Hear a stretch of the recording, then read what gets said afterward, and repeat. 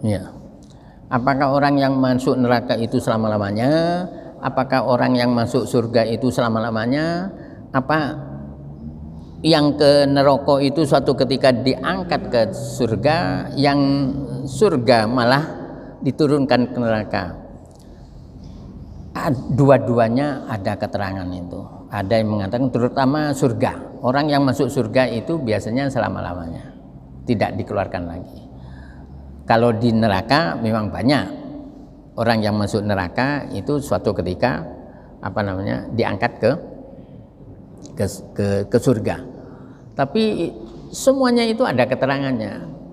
Kalau orang yang kafir nggak ada harapan ke surganya. Nah, tapi ada lagi yang menetralisir ayat itu, yaitu apa? Illa masya Allah. Illa masya rabbuk, ada ayat yang menyatakan kecuali kalau Tuhan kamu berkehendak, sudah. Kalau sudah Allah berkehendak, ya. Tapi semua itu biasanya memang sebab akibat. Dulu punya anak tapi enggak diperhatikan tentang agamanya, sehingga dia enggak tahu agama. Bahkan konconya waktu di TPQ dia disuruh nagih utang, sehingga akhirnya enggak tahu agama.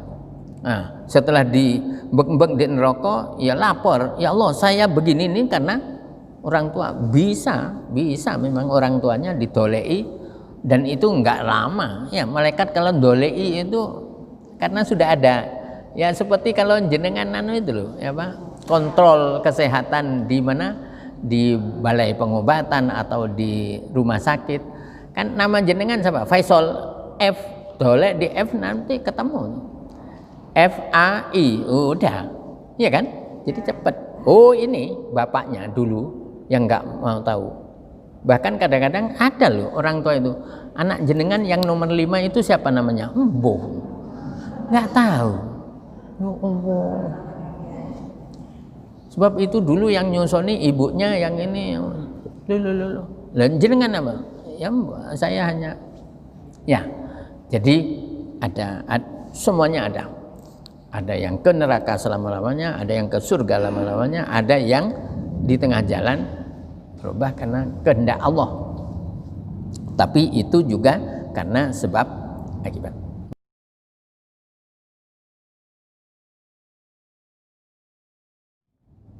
Ittaqillah haitsuma kunta, katanya Rasulullah. Bertakwalah kamu kepada Allah di mana saja kamu berada. Wa'ad bi'is sayyi'atal hasanata tamhuha, ikutilah perbuatan jelekmu dengan perbuatan baik, karena perbuatan baik itu nanti akan menghapus. Untung ada pernyataan seperti itu. Sebab kita ini kakean dosa sebenarnya. Ya, kalau dipikir-pikir awan ini kakean dosa. Terutama di dalam apa tadi? Bermain-main dalam kebohongan tadi itu. Ya Allah. Itu kehidupan itu kadang-kadang bergelimang dalam kebohongan. Itu kalau Allah tidak ngampuni kita dan kita tidak mohon ampun kepada Allah, ya udah neraka kabeh akhirnya. Enggak. Allah itu Maha Pengampun, Maha Penyayang. Ya kan?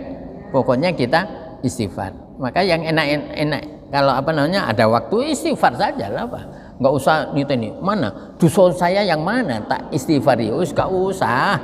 Ya, secara gerabakan saja, astagfirullahaladzim alladzi la ilaha illa huwal hayyul qayyum wa atubu ilaih. Yang paling enak itu.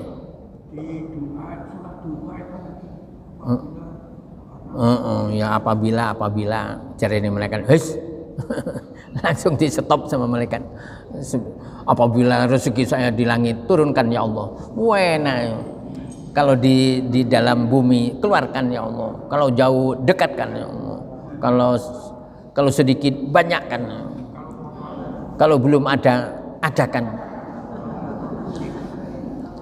Tapi wong minta ya enggak apa-apa. Wong Allah menyuruh. Silahkan kamu minta, nanti aku yang mengabulkan. Katanya ayat 60 surah 40 surah Al-Mu'min. Wa qala rabbukum ud'uni astajib lakum. Tuhan kamu berfirman, mintalah kamu kepadaku akan aku kabulkan. Jadi memang Nah, terus bagaimana dengan hubungan itu? Ya kalau bisa jangan coba-coba ke yang salah tadi. Tapi memang nggak bisa, sulit ya. Hidup tanpa kesalahan itu seakan-akan, tapi Allah sudah memberikan jalan, memberikan pintu tobat seluas-luasnya. Waktub lana fi hadhihi dunya hasanah wa fil akhirati inna hudna ilaik qala azabi usibu bihi man asya wa rahmati wasi'at kulla syai. Rahmatku, katanya Allah, wasi'at ngeluber meluasi kulla syai, segala sesuatu. Sebanyak dosa apapun, kalau mohon ampun kepada Allah, rahmat Allah akan diberikan. Hah?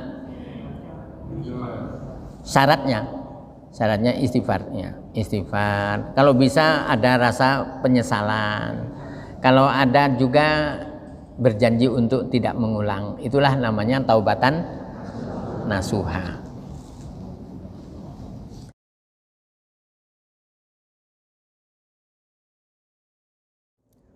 Apakah Baitul Ma'mur itu sama dengan Lauhul Mahfuz? Tidak.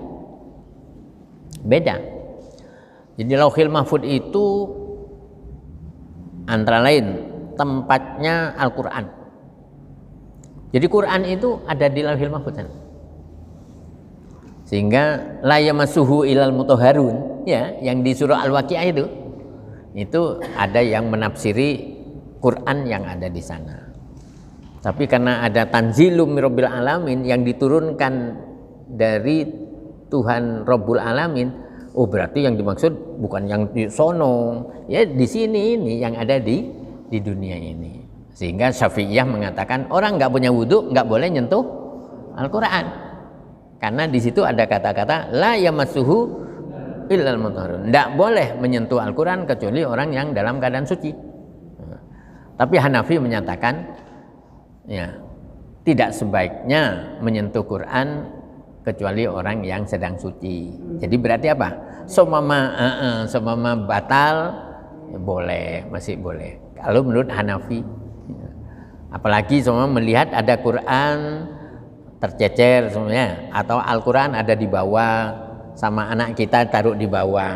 Nah, kita mau menghormati Al-Quran, masuk tak wudhu dulu, ya sudah langsung aja diambil, ya taruh di tempat yang terhormat. Bahkan kalau bisa menyusun barang Quran itu usahakan taruh paling atas, usahakan. Tuh.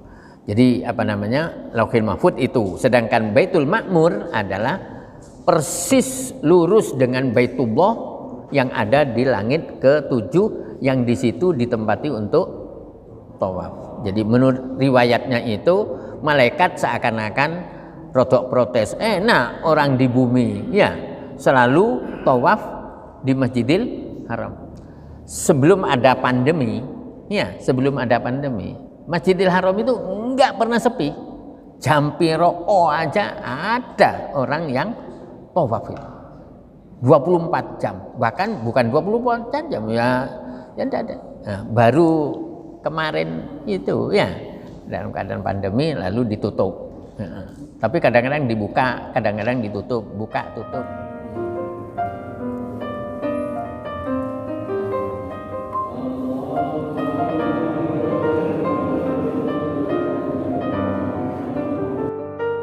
Sallallahu ala Muhammad sallallahu